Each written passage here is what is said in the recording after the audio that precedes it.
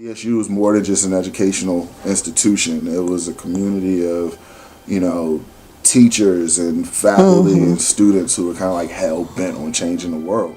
There were 12 of us that were part of student government.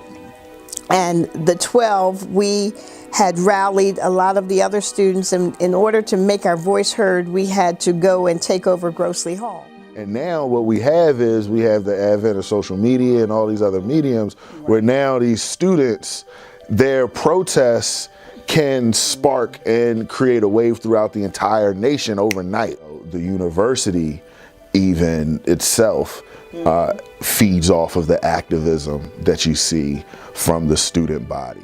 And it's almost like nothing like going to a place like DSU where, I had, professors who were women and African Americans and you name it, and so you don't really feel like your ceiling is here.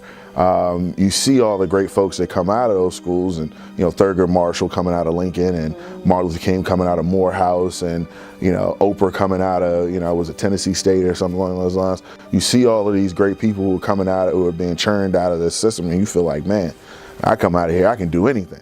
Enter to learn, go forth to serve, and that has always been my motto from day one and going forth. I think my whole life is based on the service and that motto. I can't get it out of my mind. Now what we're seeing is that the causes aren't as blatant as they were in '65, and so they're hidden, right? So they may be just as impactful, but it's hard to see them. So you have to give them context.